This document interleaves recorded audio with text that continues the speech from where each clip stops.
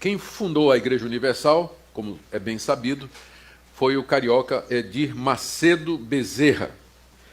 E ele nasceu em 54, mesmo ano que eu nasci. Então ele e eu temos 64 anos.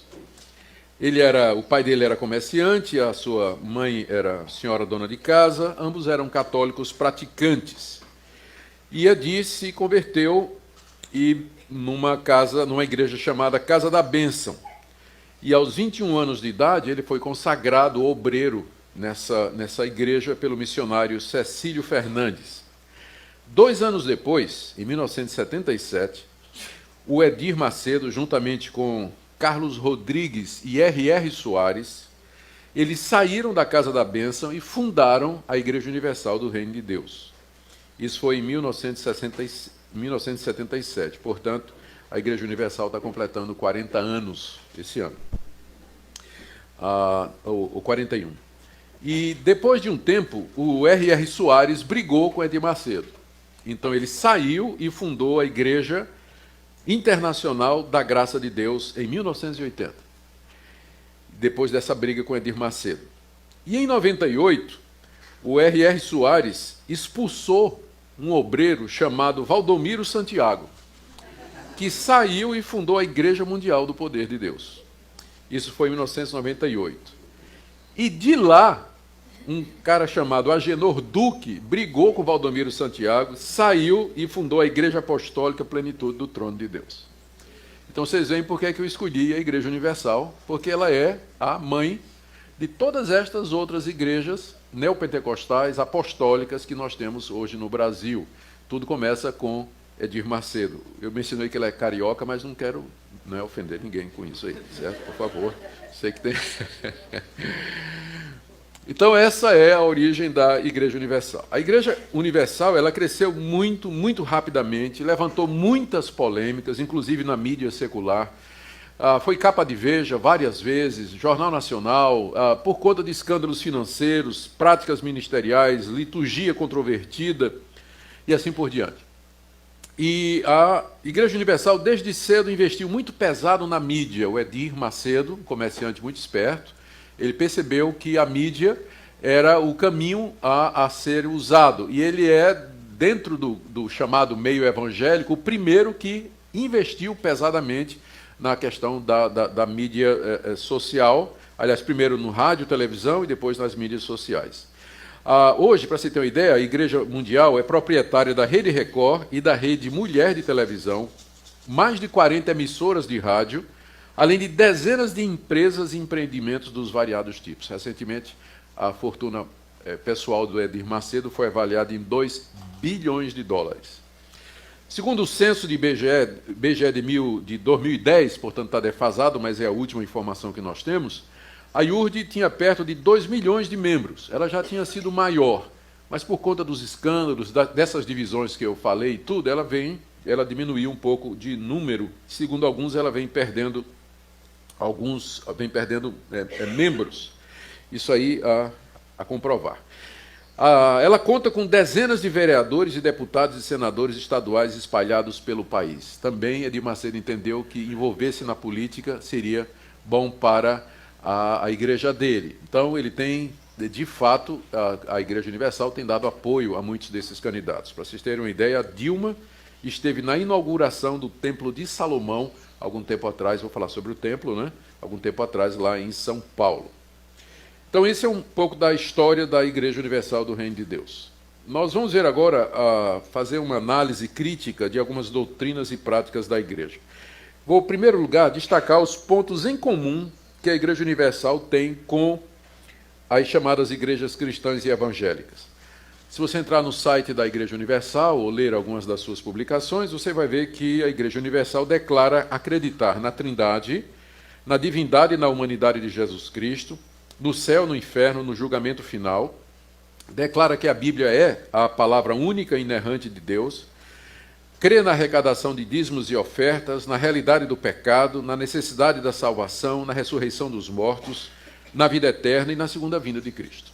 Então, essa afirmação de que a Igreja Universal crê nessas coisas, coloca a Igreja Universal dentro do espectro mais amplo das chamadas igrejas cristãs evangélicas. Mas ela também tem crenças e práticas que a colocam dentro do círculo das igrejas pentecostais. A Igreja Universal crê no batismo com o Espírito Santo como sendo uma segunda bênção, crê na prática das línguas, crê na cura divina. Então, ela é uma igreja evangélica pentecostal. E, entretanto, ela tem práticas que a colocam, na verdade, como uma igreja neopentecostal. Neopentecostalismo é um movimento que surgiu de dentro do pentecostalismo e que gira em torno da teologia da prosperidade, a ênfase na prosperidade material como sinal da bênção de Deus, nos ministérios de libertação das pessoas oprimidas por demônios e na utilização de objetos ungidos nos cultos como sendo meio de bênção para a vida dessas pessoas. Então, isso faz com que a Igreja Universal ela seja qualificada como sendo uma igreja neopentecostal. E ela, nesse ponto, não inovou isso, porque essa prática de ungir objetos, ter objetos que transmitem bênção e maldição, isso tudo já era ensinado pela Deus é Amor, Casa da Bênção, Brasil para Cristo, mas numa menor escala. Edir Macedo usou a mídia para popularizar isso aí. E hoje é a igreja que é mais conhecida por praticar isso, né? Teologia da libertação, da prosperidade, culto de libertação de demônios e assim por aí vai. O que é que nós podíamos dizer a respeito dessas práticas e dessas crenças?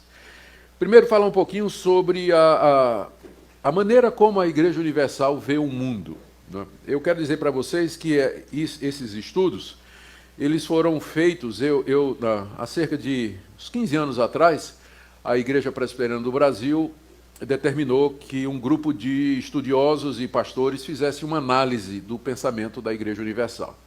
E eu fui o relator dessa comissão. Durante meses eu me debrucei sobre os livros de Edir Macedo. Na época eu li tudo o que Edir Macedo tinha publicado. Assisti vídeos, ouvi programas de rádio. Então, esse estudo ele é basicamente em cima dessa pesquisa que foi feita há algum tempo atrás. Então, não é de ouvir dizer, mas de ler mesmo e de pesquisar. E esse meu relatório ele serviu de base para uma decisão da Igreja Presbiteriana do Brasil a respeito da Igreja Universal, que eu vou falar mais adiante. Mas então, essa maneira da Universal ver o mundo é bem diferente da visão bíblica. Do ponto de vista da Igreja Universal, o mundo está cheio de demônios e de anjos maus que procuram achar as mínimas brechas para se apossar da vida das pessoas, tanto de crentes como de descrentes. Edir Macedo, por exemplo, ele atribui a destruição dos lares, do casamento, a prostituição, o homossexualismo, o desemprego, enfermidades como epilepsia, AIDS e feridas incicatrizáveis. Ele diz que tudo isso é atividade de demônios, que os demônios atuam fazendo exatamente isso.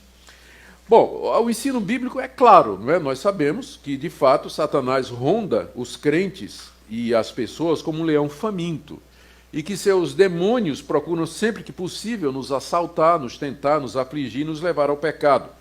Mas, biblicamente falando, seria errado dizer que os espíritos malignos são a explicação para todo o mal que existe no mundo, que é o que a Igreja Universal faz.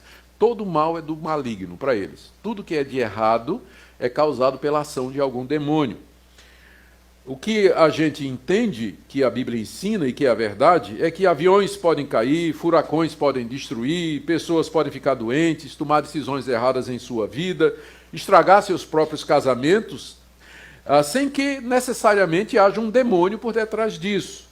Porque nós vivemos num mundo caído, que geme e suporta dores debaixo do cativeiro da corrupção por causa do pecado do ser humano. Isso está lá em Romanos, capítulo 8, do verso 18 ao verso 25. O apóstolo Paulo fala dos males que há nesse mundo e ele diz que estes males eles são resultado do pecado humano. Com isso nós queremos dizer que, da perspectiva bíblica, existe mal suficiente no coração humano para fazer toda essa desgraça que a gente conhece, sem precisar de demônios para isso. Os demônios não são os únicos responsáveis pelos males e desgraças e tristezas que existem no mundo. As próprias pessoas são, por conta das decisões erradas, das escolhas equivocadas que elas fazem, da maldade dos seus corações e assim por diante. Além disso, a Bíblia também diz que o próprio Deus, ele intervém na existência humana em julgamento. E que ele, às vezes, é o próprio Deus que traz o desastre, traz o sofrimento e a dor com o objetivo de levar as pessoas ao arrependimento. É o próprio Deus que faz isso. Quantas vezes na Bíblia nós encontramos isso aí? Por exemplo, eu vou citar aqui rapidamente, Jeremias capítulo 3, verso 5, entre muitas outras passagens. Eu nem me lembro direito porque é que eu escolhi essas aqui, mas está aqui. Jeremias 3, 5, ele fala: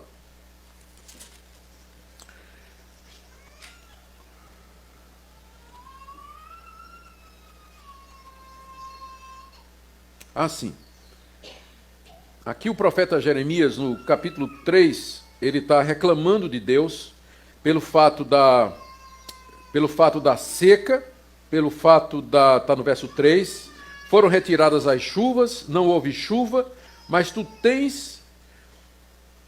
Ele está atribuindo a Deus isso aí, e no verso 5 ele pergunta a Deus: conservarás para sempre a tua ira, reterás a tua ira até o fim, que é o ponto que eu queria dizer. O profeta Jeremias aqui, ele está representando a tradição profética, perguntando a Deus até quando Deus haveria de mandar a fome, a peste, os inimigos e as doenças contra o seu próprio povo, porque o povo desobedeceu a Deus. E aqui o profeta Jeremias está refletindo só o que está lá em Deuteronômio capítulo 28, quando Deus disse à nação de Israel: se vocês me desobedecerem, eu vou mandar praga, eu vou mandar peste, eu vou mandar doença, eu vou mandar seca, o gado vai morrer, eu vou mandar inimigos contra vocês, vocês vão perder tudo que vocês têm, a colheita de vocês, esses inimigos vão levar vocês prisioneiros. Ou seja, os profetas de Israel, eles sabiam muito bem que os males, com frequência, eram do próprio Deus. Era Deus que mandava, mas mandava para trazer o povo ao arrependimento.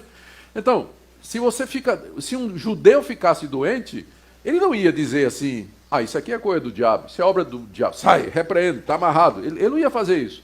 Ele ia perguntar: será que isso vem de Deus? Será que Deus está me corrigindo?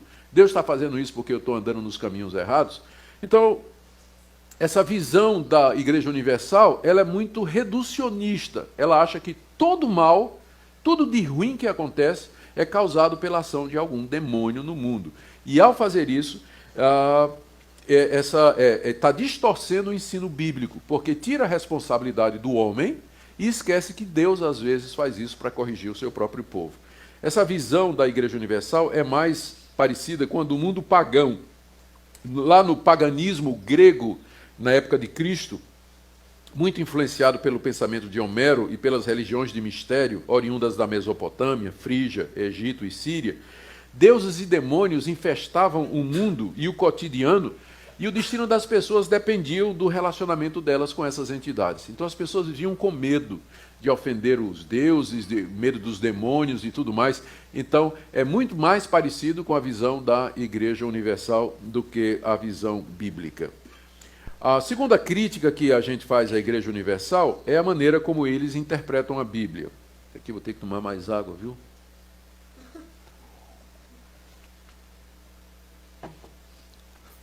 Essas crenças e práticas defendidas pela Igreja Universal, elas são apoiadas pelos seus líderes, missionários, pastores, por um sistema de interpretação da Bíblia extremamente deficiente.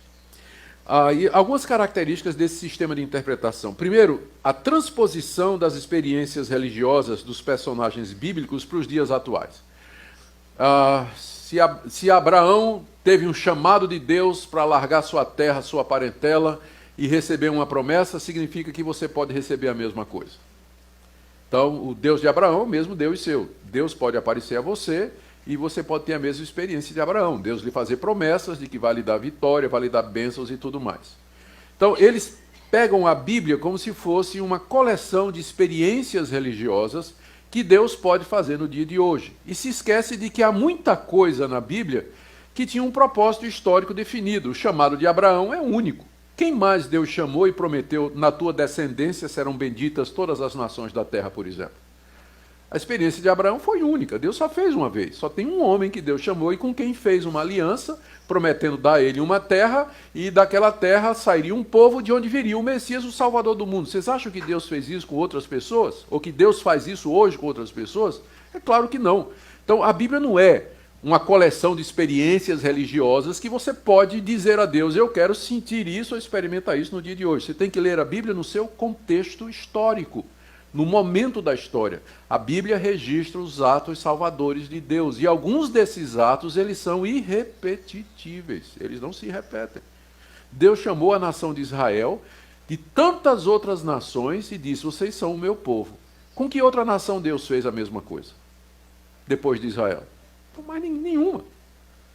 Então, há atos de Deus que não se repetem, que foram feitos num determinado momento para construir a história da redenção, mas não para a Igreja Universal. Por exemplo, eles acham que da mesma forma que Deus fez uma aliança com Noé, nós podemos fazer também uma aliança com Deus.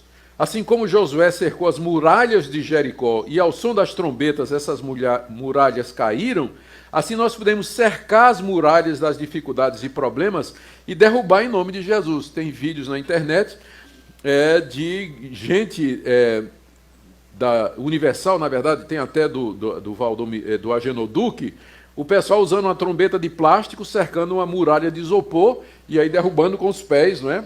Para refletir, dramatizar e achar que com aquilo Deus está derrubando, cercando e derrubando todos os seus problemas. A vara que Moisés usou, tem até uma história interessante, um cidadão que foi para uma dessas reuniões e lá ele comprou o cajado de Moisés, que é pago, né? Comprou o cajado de Moisés. O que foi dito a ele é o seguinte, aonde você tocar com o cajado de Moisés, Deus vai lhe dar aquilo que você tocou. Ele saiu de lá satisfeito, saiu da igreja, do outro lado estava estacionado um carro do ano, ele chegou lá e deu uma cajadada no carro, o alarme explodiu, era do delegado de polícia, o cara foi preso com vara e tudo, né? Então, é esse tipo de coisa que é feito, né? Querendo imitar, transpor para os dias de hoje aquelas experiências que você encontra na Bíblia. O cajado de Jacó, os aventais de Paulo, né? Tudo isso. Paulo teve uma época, lá em Atos, creio que é 19, Paulo em Éfeso, que diz lá que as roupas de Paulo eram usadas para expelir demônios e curar doentes. Então, eles dizem, o Valdomiro Santiago usa um lenço, né, cujo suor, supostamente, aquele lenço tem poderes miraculosos e tudo mais. Então, eles transpõem as experiências e os relatos bíblicos como sendo alguma coisa para hoje, esquecendo de ler a Bíblia no contexto e dentro da visão da história da redenção. Paulo era um apóstolo de Jesus Cristo, ungido por Deus para escrever a Escritura, lançar os fundamentos da igreja, portador da revelação de Deus a respeito do seu plano, e como apóstolo, juntamente com os 12, não há mais apóstolos hoje. Então você não pode ignorar que muita coisa que aconteceu com Paulo era por conta do ministério de Paulo e da exclusividade de Paulo dentro desse plano, não é? Assim como Salomão, estou dando exemplos aqui, assim como Salomão construiu um templo para ser local da habitação de Deus, Edir Macedo construiu uma réplica desse templo em São Paulo. E lá tem levita, sacerdote, ele se apresenta como sumo sacerdote ou patriarca também. O que é que está de errado com esse tipo de interpretação da Bíblia? É que esquece, como eu disse, que Deus realizou muitos desses atos de uma vez para sempre, para nos ensinar uma lição, o princípio. Esses atos de Deus, alguns dos quais eu mencionei aqui, eles apontam para Cristo e para o Evangelho. Eram tipos, eram figuras que se concretizaram em Jesus Cristo. A fé, ela não depende desses objetos, das imagens e de símbolos, mas segundo Paulo diz em Romanos 10, a fé vem pelo ouvir a palavra de Deus. Então, essa é uma segunda crítica que nós queremos oferecer a hermenêutica, né, a interpretação da Igreja Universal.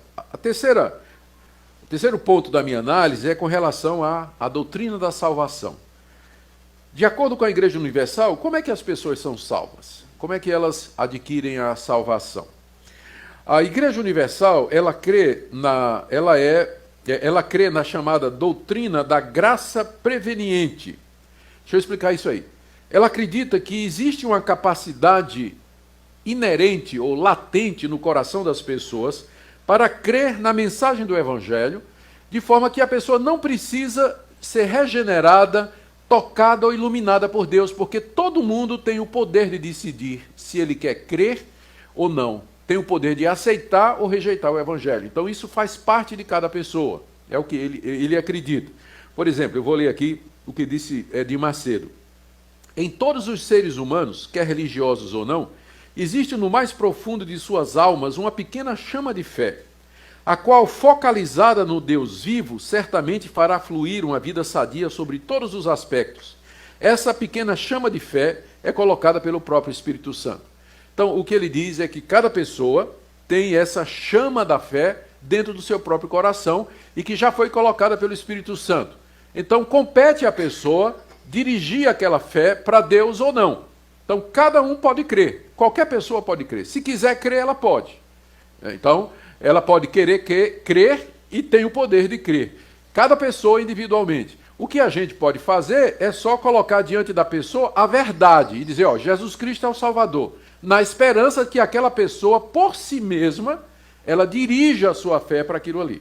Então, essa é a convicção da Igreja Universal e, na verdade, de muitos evangélicos. Não é só a Igreja Universal, muitos evangélicos também acham isso, que o ser humano ele tem a habilidade, a capacidade dentro dele de crer em Deus por si mesmo. Não é? É uma fé latente, que a gente chama de graça preveniente. Deus já deu essa capacidade a todas as pessoas, essa chama foi colocada pelo Espírito Santo desde que elas nasceram e por aí vai. Na linguagem da Igreja Universal, o termo salvação, na verdade, ele é usado numa conotação muito mais ampla do que os evangélicos históricos usam. Salvação na Universal significa libertação de drogas, libertação dos problemas, libertação das doenças e da opressão causada pelos demônios. Há uma associação muito grande da salvação com libertação desses problemas. Eu me lembro uma vez que estava ouvindo um programa da Universal e tinha um obreiro entrevistando as pessoas. E chegava para a pessoa era convidada, via à frente, dava o microfone e dizia, irmão ou irmã, conta a bênção, né? Aí a pessoa diz, olha, pastor, eu fui salva da minha doença, eu estava doente muitos anos, gastei todo o meu dinheiro com os médicos, aí eu fiz a campanha dos 7 passos de Jericó, da libertação das muralhas de Jericó, e eu fui liberta dessa, glória a Deus, tá. E você, irmã, conta a bênção. E a pessoa, olha, pastor, meu casamento estava destruído, meu marido me largou, eu fiquei pó e na cinza, não tinha nada. Aí eu fiz aquela campanha, não é? Fiz sacrifícios e tudo, e Deus realmente restituiu meu casamento, meu marido voltou, tá tudo. Que bênção, irmão, graças a Deus. E aí me lembro de ter visto uma velhinha, o obreiro chamou a velhinha e disse, conta a bênção, minha irmã. Disse, pastor, Cristo perdoou meus pecados. Eu entendi, pastor. Ele morreu para me salvar dos meus pecados. Aí o obreiro, que coisa boa, minha irmã, graças a Deus. Mas agora conta a benção. Conta a benção, minha irmã. Então, o conceito de bênção na Igreja Universal é mais no sentido material. O que fiquei impressionado é que lá dentro, apesar de tudo, né, tinha pessoas que, de alguma forma, o Espírito Santo abriu o coração. E ela viu, né? Mas não era esse bem o ponto, né? Libertação, bênção, é tudo visto da perspectiva material. Na linguagem, o Macedo, ele ensina, tem um livro dele, onde ele ensina que tem 10 passos para serem dados que levarão as pessoas sinceras ao caminho da salvação. Anote aí, você que quer ser salvo. São os 10 passos. Primeiro, aceitar de fato Jesus Cristo como o único Salvador. Segundo, participar das reuniões de libertação da Igreja Universal. Terceiro, buscar o batismo com o Espírito Santo. Quarto, andar em santidade. Quinto, ler a Bíblia diariamente. Sexto, evitar as más companhias. Sétimo, ser batizado. Oitavo, frequentar as reuniões de membros da Igreja Universal. Nono, ser fiel nos dízimos e nas ofertas. E 10, orar sem cessar e vigiar. Então, se você seguir esses 10 passos, você será salvo.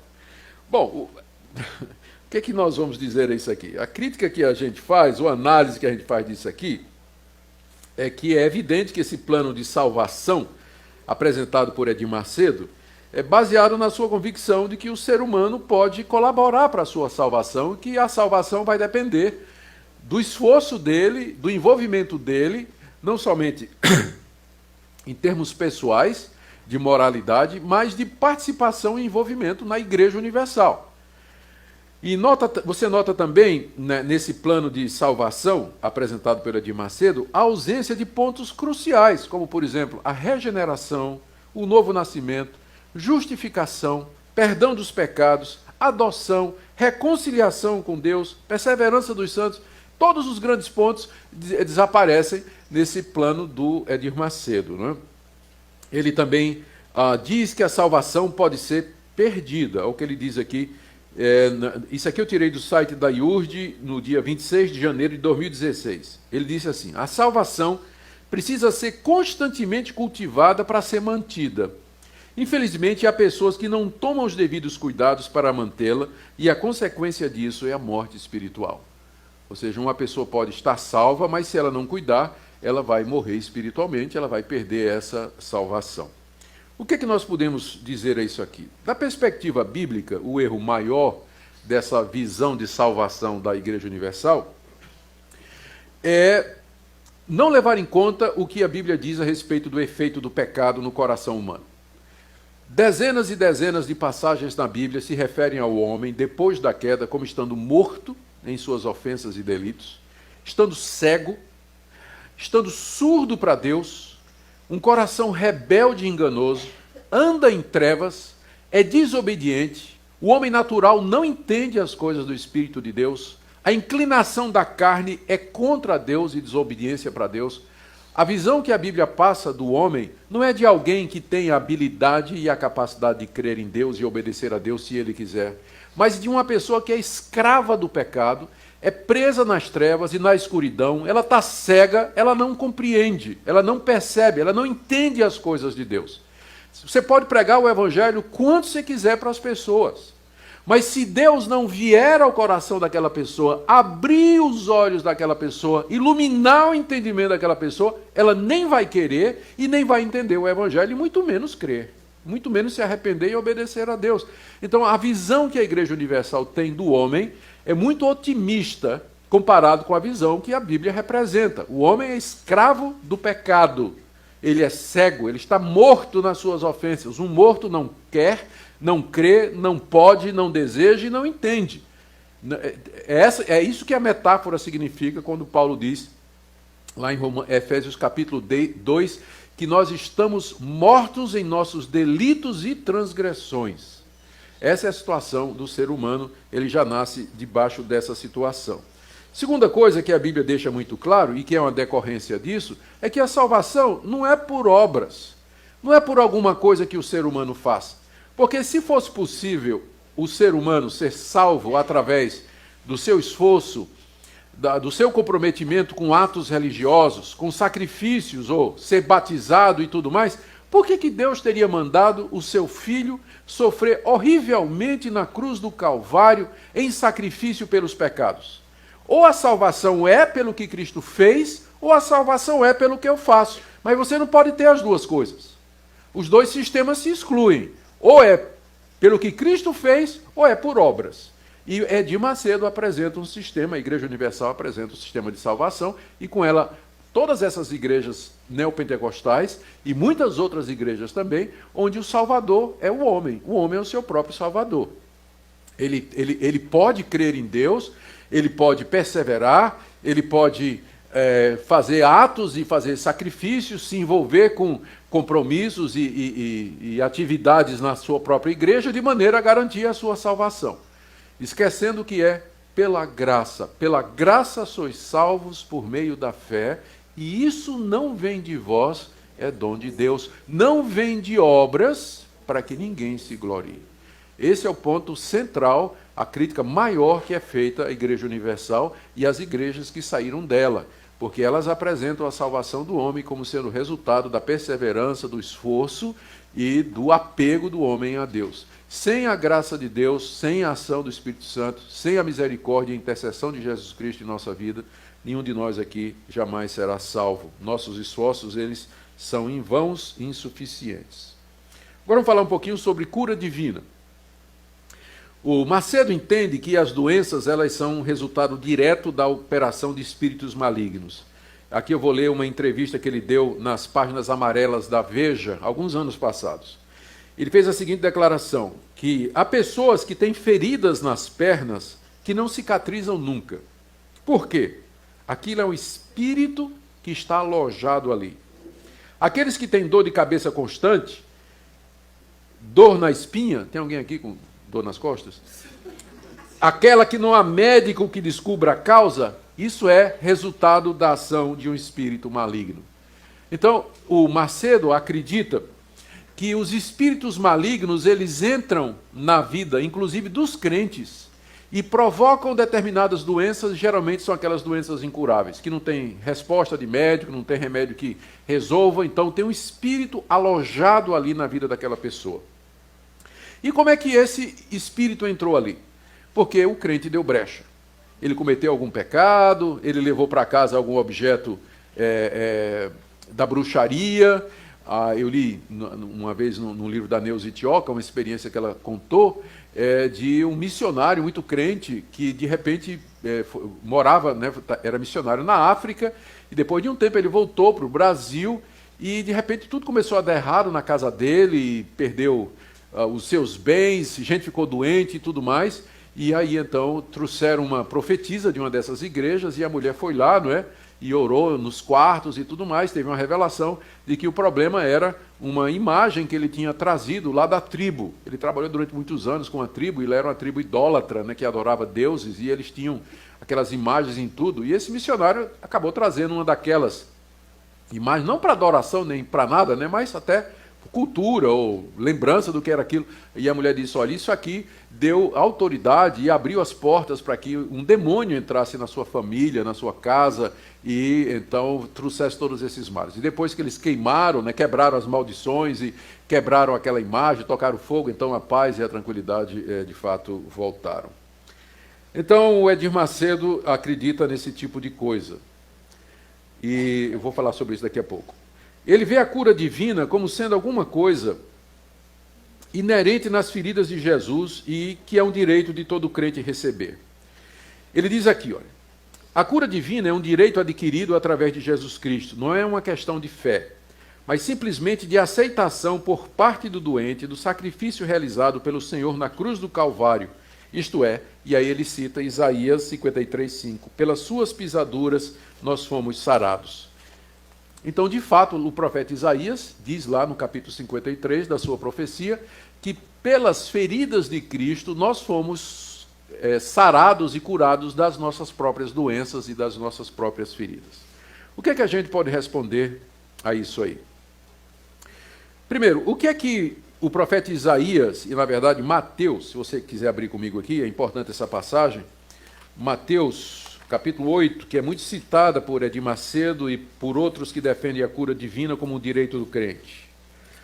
Mateus 8, 16 em diante. Chegada a tarde, trouxeram para Jesus muitos endemoniados, e ele meramente com sua palavra expeliu os espíritos e curou todos os que estavam doentes, para que se cumprisse o que fora dito pelo profeta Isaías. Ele mesmo tomou as nossas enfermidades e carregou com as nossas doenças. Então, o profeta Mateus, ele pega a profecia de Isaías e diz que, ao curar os doentes, Jesus estava cumprindo aquilo que Isaías tinha dito, que o Messias levaria sobre si as nossas doenças. Não só os nossos pecados, mas as nossas doenças também. Então, com base nisso, Edir Macedo diz o seguinte, da mesma forma que você tem o direito de pedir perdão a Deus, e Deus lhe dá o perdão, você pode pedir a cura das suas doenças. Porque tanto os seus pecados quanto as suas doenças foram levadas por Cristo na cruz. Qual a resposta que nós damos para isso? A resposta, mais uma vez, é que essa interpretação é muito simplista, ela é reducionista. Cristo levou os meus pecados na cruz, mas isso significa que eu não tenho mais pecado? Isso significa que eu, na hora que me converti, o pecado saiu de mim? E que eu nunca mais vou cometer algum pecado? Não. Significa que Cristo, de fato, vai tirar todos os meus pecados na ressurreição dos mortos. Depois que eu morrer e que houver ressurreição dos mortos, eu vou ressuscitar num corpo perfeito, onde não há pecado. Como Paulo diz, na ressurreição nós seremos iguais a Cristo, com aquele corpo glorioso, imortal e sem pecado. A mesma coisa nas doenças. O fato de que Cristo levou as nossas doenças na cruz significa que hoje, então, se eu crio em Cristo Jesus, que eu não vou mais ficar doente? Se você prestou atenção, o Edir Macedo usa óculos. E ele tem um defeito na mão. A mão dele tem um defeito na mão. significa que eu não vou ficar mais doente e que, portanto, não vou morrer? Porque qual é a causa maior de mortes hoje? Doença, né? Tem algum imortal dentro dessas igrejas? Alguém que já viveu 200 anos, 300 anos? Não tem. Até porque essas igrejas surgiram apenas há 100 anos atrás, mais ou menos, né? Alguma coisa assim. Então, o que significa é que Cristo levou nossos pecados e nossas doenças, mas a aplicação disso será no fim da história. Quando Cristo vier em glória, que ressuscitar o seu povo, então o meu corpo não somente não terá pecado, como não terá doença nenhuma. E na eternidade não vai ter doença e não vai ter pecado, por conta daquilo que Cristo fez na cruz. Cristo levou nossas doenças e nossos pecados na cruz, mas Deus administra isso através da história. Ele não dá tudo de vez.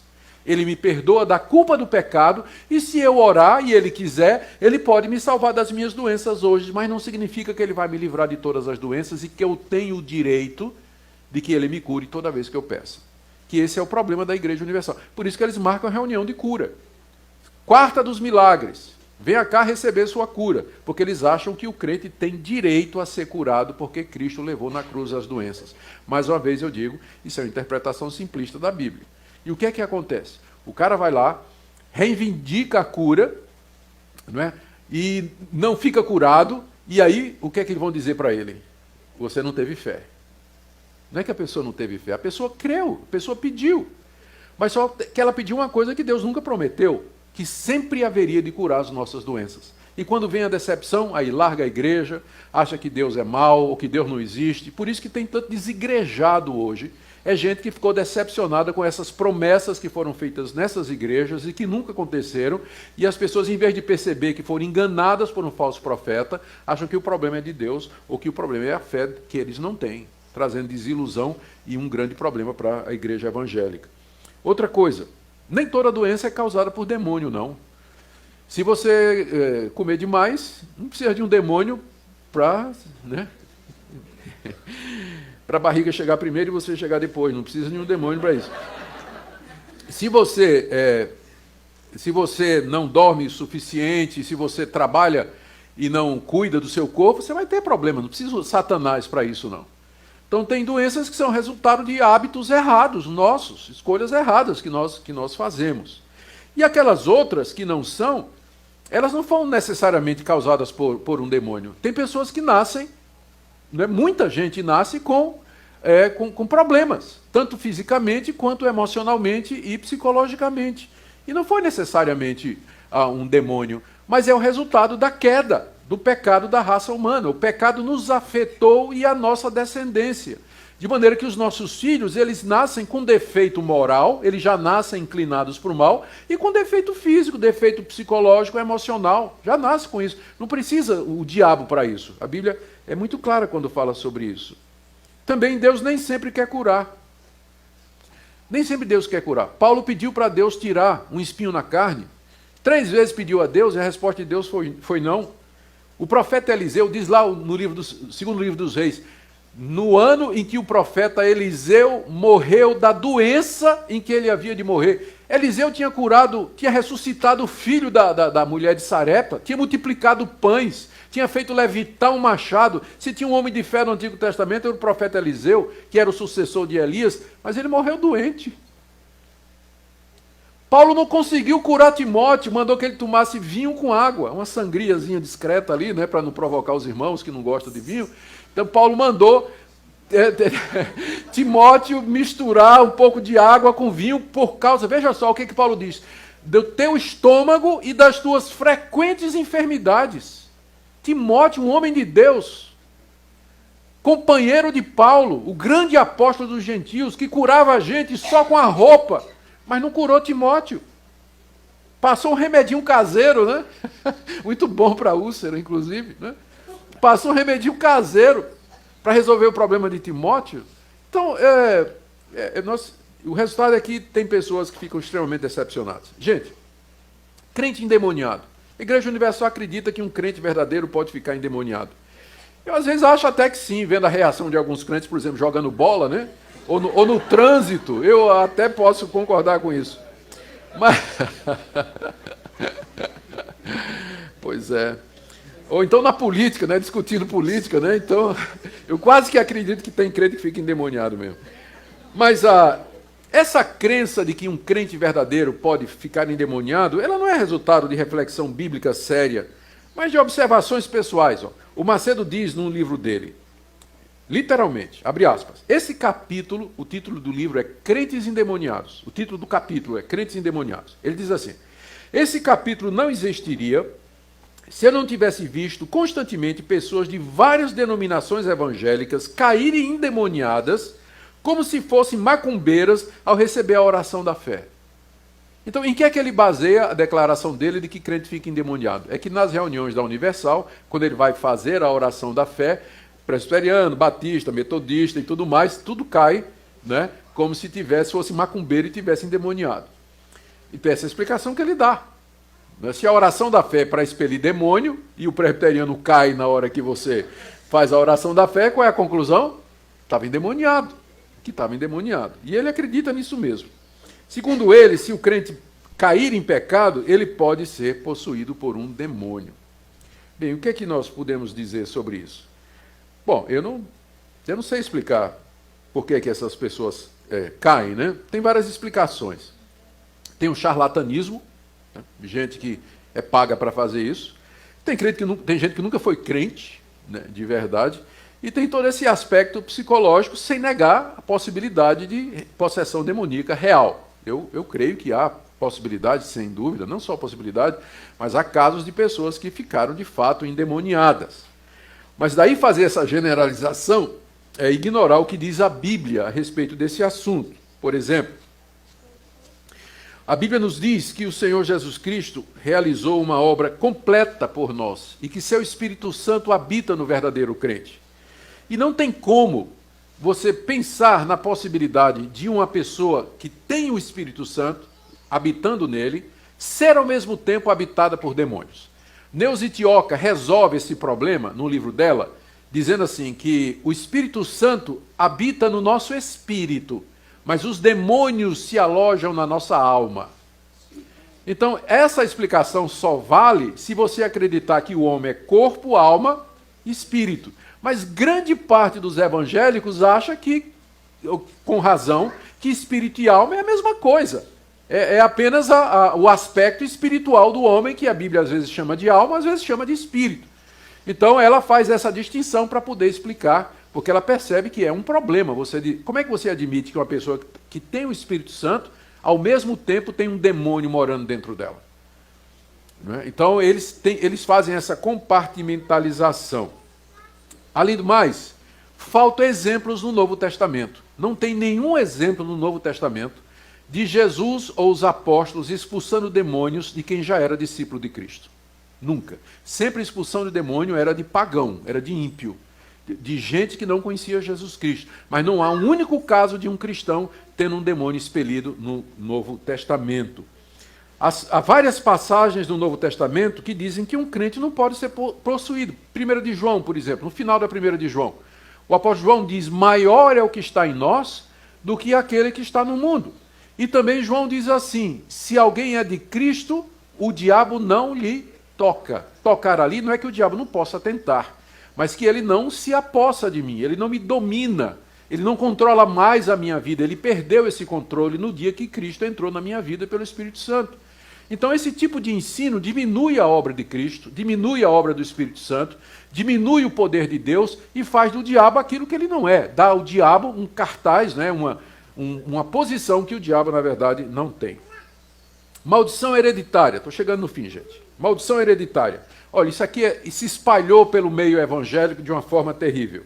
Olha o que é que diz Macedo sobre espíritos familiares.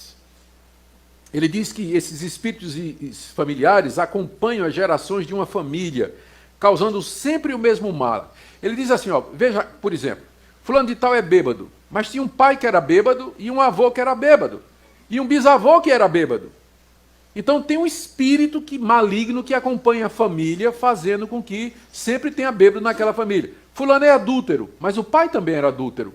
E o avô também foi adúltero, e o bisavô também foi adúltero. Então, como é que explica isso? É porque tem um espírito familiar que acompanha aquela família, fazendo com que isso sempre aconteça ali. Fulano é divorciado, mas veja, o pai também era, o avô também era, e assim por diante. Aí ele faz, olha o que ele diz aqui. Existe um espírito que só atua na destruição do lar. É o chamado espírito familiar. Você pode verificar isso a partir das etapas que o casal enfrenta na vida. Esse espírito normalmente vem dos pais. Olha só o que ele está dizendo aqui. Se eles são divorciados, o mesmo espírito que destruiu o lar dos pais vai tentar o lar dos filhos, o lar dos netos, dos bisnetos. Essa é uma herança maldita. O espírito familiar passa de pai para filho por todas as gerações, até que a pessoa tenha um encontro com Jesus, e aí corta-se a maldição. Como é que o espírito passa do pai para filho? Através do sêmen. Através do sêmen. Ele vai e passa através do sêmen, e aí ele está na família, está no gene, né, aquele espírito. Então você tem que quebrar essa maldição, senão o seu filho ele vai receber esse mesmo espírito que destruiu sua vida e o seu lar.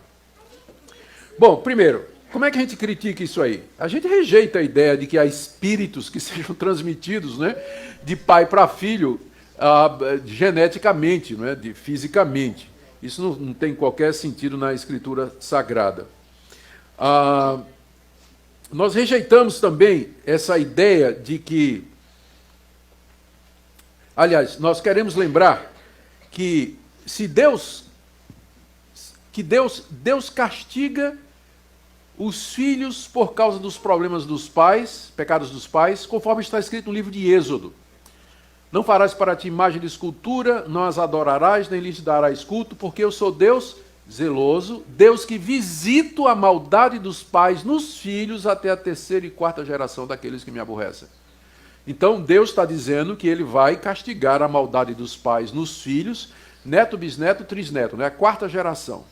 Então, se alguém vive na prática da idolatria, da desobediência, da imoralidade, Deus vai trazer castigo não somente sobre ele, mas sobre os seus filhos e sobre os seus netos e sobre os seus bisnetos também. Está lá no livro de Êxodo. Está falando do 3º mandamento. Não farás para ti, 2º mandamento, não farás para ti imagem de escultura. Mas será que isso significa que se eu me converter e meu pai era um idólatra, que ainda assim eu estou debaixo dessa maldição? O profeta Ezequiel, no capítulo 18, e você pode depois conferir, ele interpreta essa passagem e ele diz que se um homem ímpio gerar um filho que veja o erro dos seus pais, se arrepender e não cometer esses erros, o castigo do pai não será aplicado ao filho.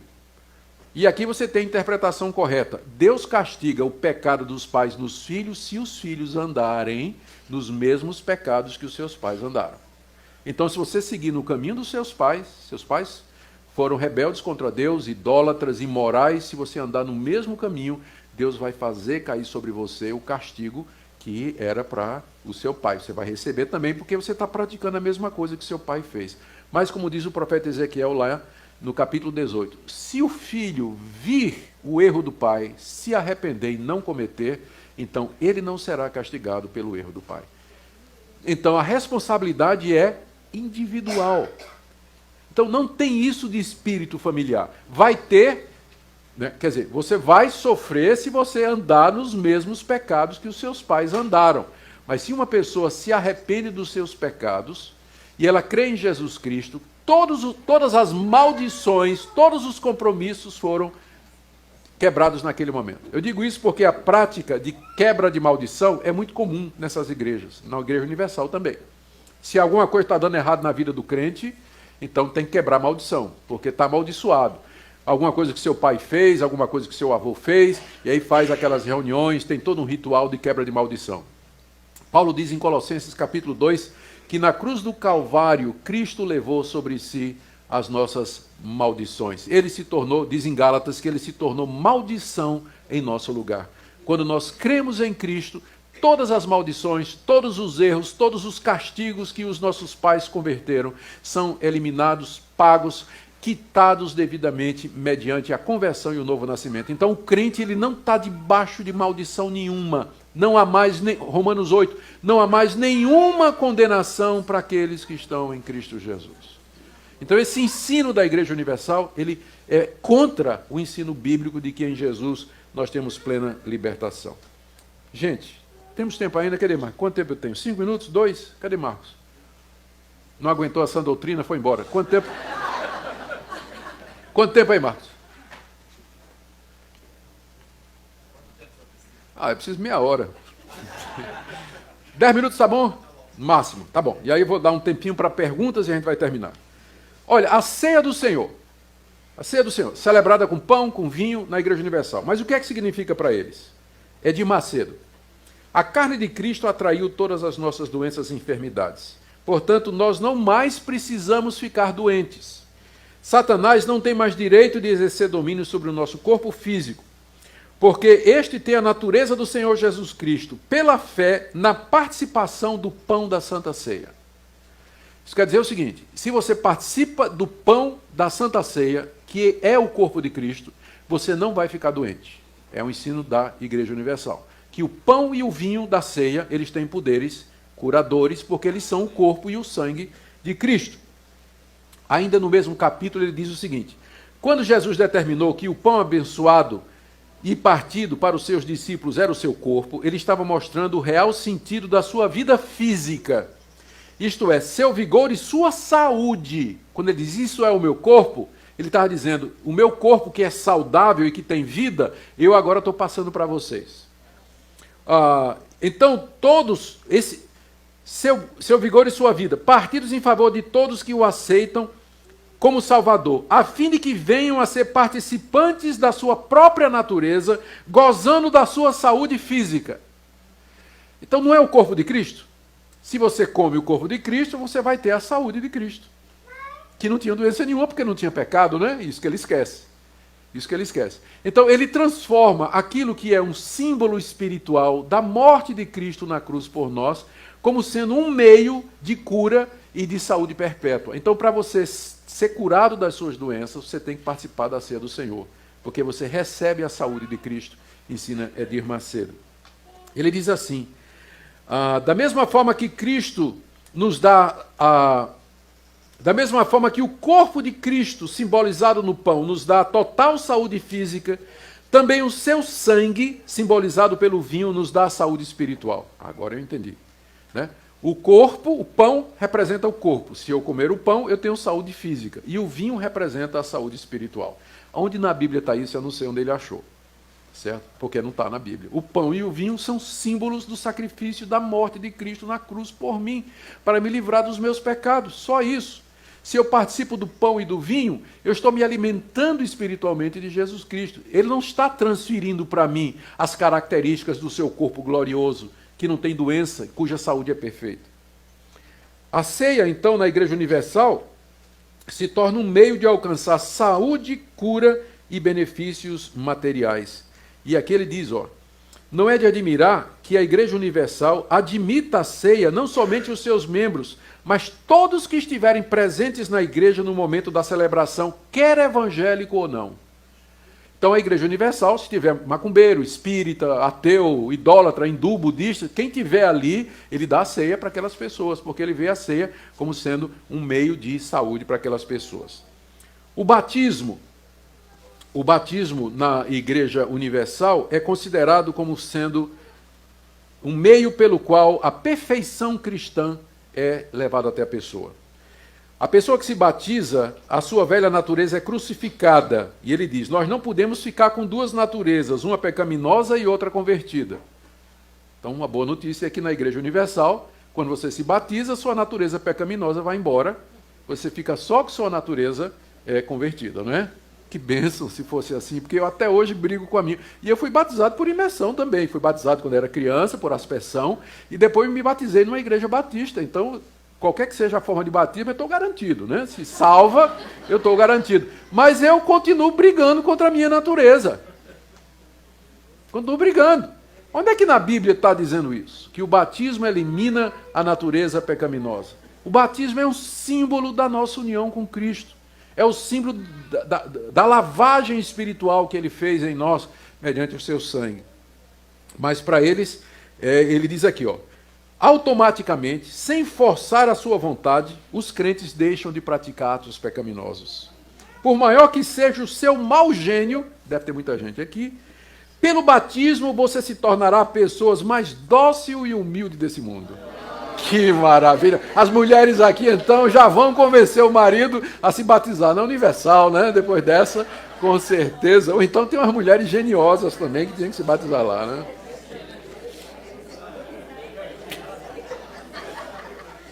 Eu tirei isso aqui do site da Igreja Universal em janeiro de 2016.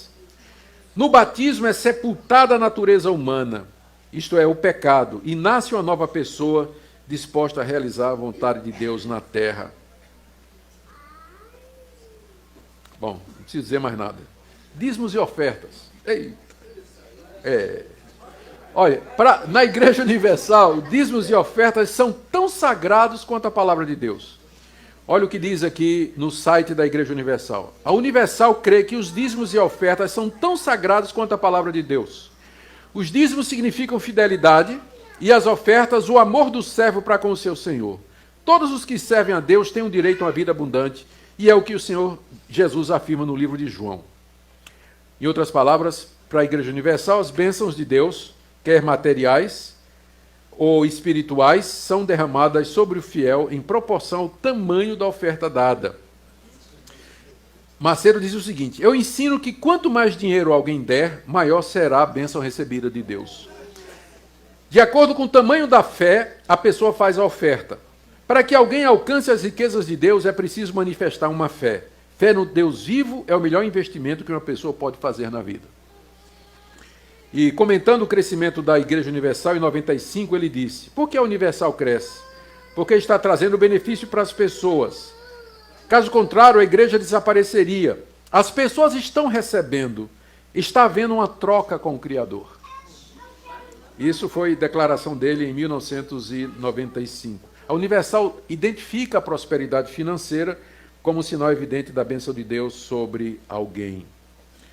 Bom, claro que Deus abençoa, mas isso não quer dizer que a bênção material é prova do favor de Deus. Tem muitos ímpios que são riquíssimos e muito crente fiel que vive uma vida sacrificada.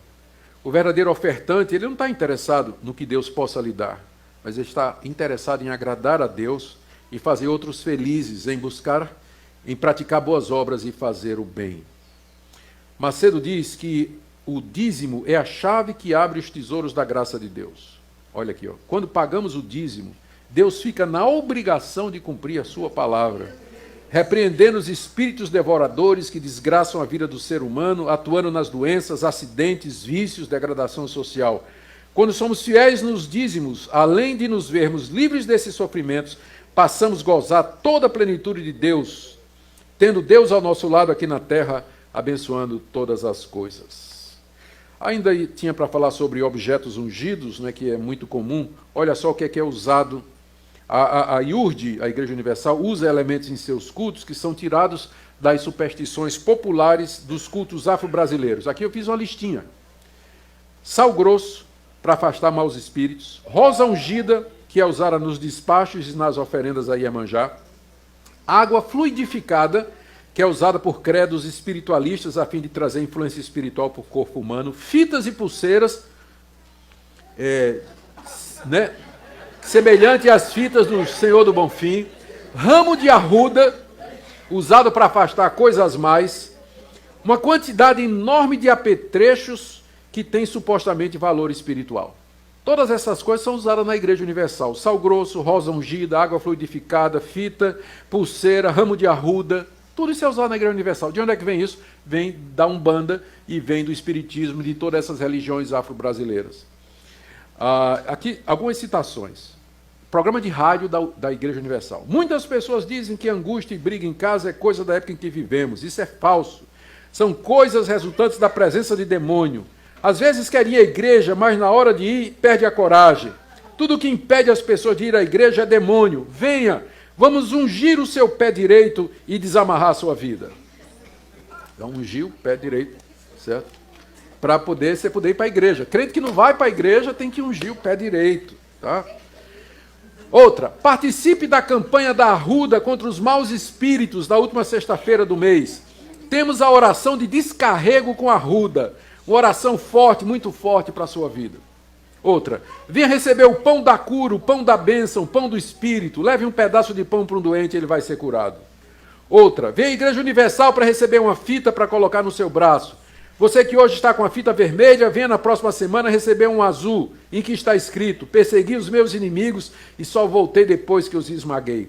Domingo você vai receber a fita azul em todas as igrejas universal. Largue a fita do Senhor do Bonfim, dos santinhos, e venha receber a nossa fita azul da cor do céu. Que maravilha! Para não falar do uso de simpatia. Todo mundo sabe o que é simpatia, né? É usado no Espiritismo, eles usam também. Então, gente, aqui eu vou parar porque já... Práticas judaicas, aqui o Templo de Salomão, não é?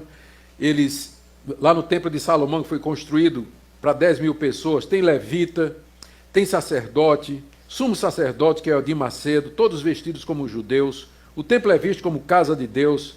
Tem terapia do amor, jejum das causas impossíveis, alívio para a alma, sessão do descarrego, desencapetamento total. Lá no Templo de Salomão tem cópia do menorá, que é o candelabro, dos 10 mandamentos.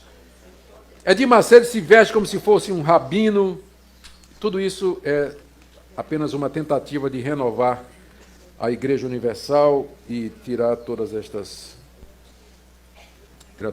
coisas. O que é que terminamos? Conclusão.